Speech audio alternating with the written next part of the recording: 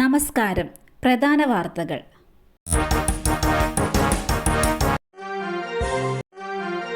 ദിലീപിന്റെ ശബരിമല ദർശനം ഉദ്യോഗസ്ഥർക്ക് വീഴ്ചയുണ്ടായെന്ന് കണ്ടെത്തി PS പ്രശാന്ത്.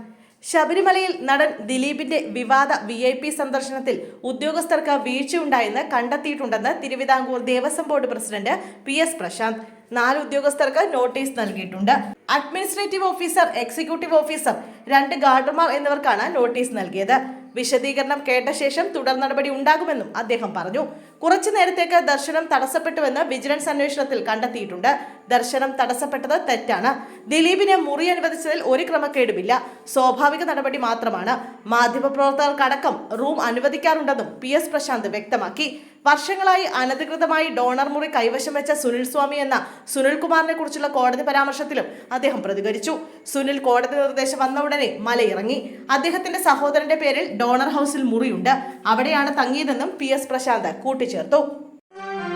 ഇരവിമംഗലം ഷഷ്ടിക്കിടെ പോലീസും നാട്ടുകാരും തമ്മിൽ സംഘർഷം. 3 പോലീസുകാർക്കും പഞ്ചായത്ത് വൈസ് പ്രസിഡന്റിനും പരിക്കേറ്റു. DYFI പ്രാദേശിക നേതാവിനെ കസ്റ്റഡിയിലെടുത്തതാണ് തർക്കത്തിന് കാരണം. ഇന്ന് പുലർച്ചെ 2 മണിയോടെയാണ് അനിഷ്ട സംഭവങ്ങൾ ഉണ്ടായത്. തൃശൂർ ഇരവിമംഗലത്ത് ഷഷ്ടിക്കിടെ കാവടി കയറുന്നതുമായി ബന്ധപ്പെട്ട് പോലീസാണ് നാട്ടുകാരെ നിയന്ത്രിക്കാൻ ശ്രമിച്ചത്. ഇതിനിടെ തർക്കമുണ്ടാവുകയും നാട്ടുകാരെ പോലീസ് മർദ്ദിക്കുകയുമായിരുന്നുവെന്ന് നാട്ടുകാർ ആരോപിച്ചു. റഹീമിന്റെ മോചന ഉത്തരവ് ഇന്നില്ല. കേസ് വിധി പറയാൻ മാറ്റിവെച്ചു. സൗദി ജയിലിൽ കഴിയുന്ന കോഴിക്കോട് കോടമ്പുഴ സ്വദേശി അബ്ദുൾ റഹീമിന്റെ മോചന ഉത്തരവ് ഇന്നുണ്ടായില്ല. പബ്ലിക് പ്രോസിക്യൂഷൻ സമർപ്പിച്ച വാദങ്ങൾ ഖണ്ഡിച്ച് സമർപ്പിച്ച വിശദാംശങ്ങൾ കോടതി ഫയലിൽ സ്വീകരിക്കുകയും വിധി പറയാൻ കേസ് മാറ്റുകയും ചെയ്തു. അടുത്ത സിറ്റിംഗ് തീയതി ഉടൻ ലഭിക്കുമെന്ന് റിയാദ് സഹായ സമിതി അറിയിച്ചു. PV അൻവറിനെതിരെ വീണ്ടും നിയമ നടപടിയുമായി P ശശി.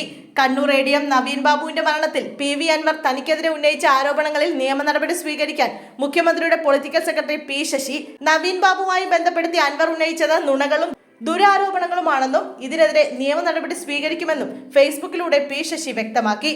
വസ്തുതകളുമായി യാതൊരു ബന്ധവുമില്ലാത്ത നുണകൾ മാത്രം പറഞ്ഞ് നിലനിൽക്കേണ്ട ഗതികേടിലാണ് നിലമ്പൂർ MLA PV അൻവർ എന്ന് ഫേസ്ബുക്ക് പോസ്റ്റിൽ P ശശി കുറ്റപ്പെടുത്തുന്നു. കണ്ണൂർ ADM ആയിരുന്ന നവീൻ ബാബുവിനെ ജീവിതത്തിൽ ഇന്നേ വരെ എന്തെങ്കിലും കാര്യത്തിന് ബന്ധപ്പെടാനോ സംസാരിക്കാനുള്ള സാഹചര്യം എനിക്ക് ഉണ്ടായിട്ടില്ല എന്നും അൻവറിന്റേത് നുണകളും ദുരാരോപണങ്ങളുമാണെന്നും P ശശി കുറിക്കുന്നു. റോഡിന് നടുവിൽ വാഹനം നിർത്തി അഭ്യാസം മാറ്റാൻ പറഞ്ഞ പോലീസുകാരന് നേരെ ആക്രമണം. ആലപ്പുഴ സ്വദേശികൾ പിടിയിൽ. തൃപ്പൂണിത്തുറ പനങ്ങാട് പോലീസിന് നേരെ അതിക്രമം. മദ്യലഹരിയിലായിരുന്ന 7 സംഘം പോലീസിനെ ആക്രമിക്കുകയായിരുന്നു. മദ്യപിച്ച വാഹനത്തിന് മുകളിൽ കയറിയുള്ള അഭ്യാസ പ്രകടനം ചോദ്യം ചെയ്തതാണ് പ്രകോപനം. 7 പേരെ പോലീസ് അറസ്റ്റ് ചെയ്തു. ആലപ്പുഴ സ്വദേശികളാണ് പ്രതികൾ. പുലർച്ചെ 1:45 കുമ്പളം പാലത്തിന് സമീപം റോഡിന് നടുവിൽ വാഹനം നിർത്തിയായിരുന്നു അഭ്യാസ പ്രകടനം. അതുവഴി വന്ന പെട്രോളിംഗ് സംഘം ഇവരോട് മാറാൻ ആവശ്യപ്പെട്ടപ്പോൾ അസഭ്യം പറഞ്ഞു. തുടർന്ന് ഷർട്ടിനെ കുത്തിപ്പിടിക്കുകയും മർദ്ദിക്കുകയും ചെയ്തത് പോലീസ് പറഞ്ഞു.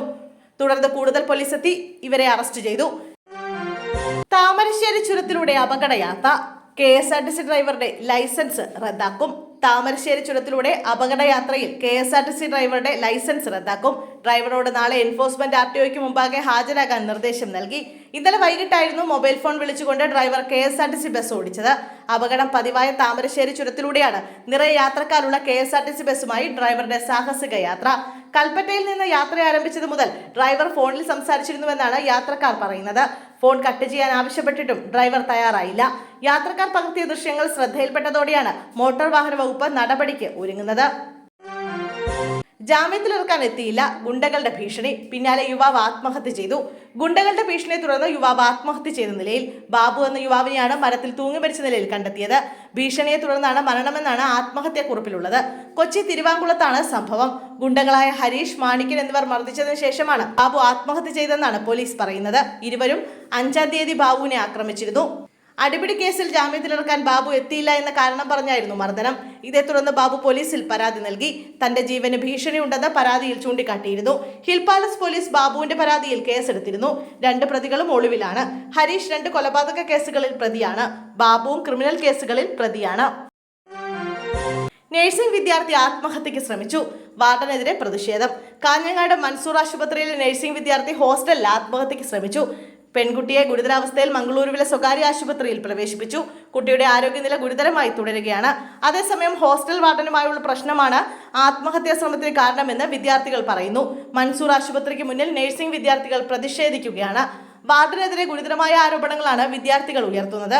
3ാം വർഷ നഴ്സിംഗ് വിദ്യാർത്ഥി ചൈതന്യയാണ് ഇന്നലെ രാത്രി ഹോസ്റ്റലിൽ ആത്മഹത്യക്ക് ശ്രമിച്ചത്. വാർഡന്റെ മാനസിക പീഡനമാണ് ഇതിലേക്ക് നയിച്ചതെന്നാണ് സുഹൃത്തുക്കൾ പറയുന്നത്. പെൺകുട്ടി വെയ്യാതെ ഇരിക്കുമ്പോൾ ഭക്ഷണം ഉൾപ്പെടെ കൊടുക്കാൻ വാർഡൻ തയ്യാറായില്ല. വെയ്യാതിരുന്നിട്ടും മാനസിക പീഡനം തുടർന്നു. ഇത് താങ്ങാൻ വയ്യാതെയാണ് ചൈതന്യ ആത്മഹത്യാ ശ്രമം നടത്തിയതെന്ന് സുഹൃത്തുക്കൾ പറഞ്ഞു. ഓഡിറ്റോറിയത്തിനുള്ളിൽ 2 ദിവസം പഴക്കമുള്ള മൃതദേഹം. മരിച്ചയാളെ തിരിച്ചറിഞ്ഞു. തിരുവനന്തപുരം മാറനല്ലൂരിൽ ഓഡിറ്റോറിയത്തിനകത്ത് 2 ദിവസം പഴക്കമുള്ള മൃതദേഹം കണ്ടെത്തി. മാറനല്ലൂർ പൊങ്ങമൂട് സ്വദേശി രാജേന്ദ്രന്റെ മൃതദേഹമാണ് ഓഡിറ്റോറിയത്തിൽ കണ്ടെത്തിയത്.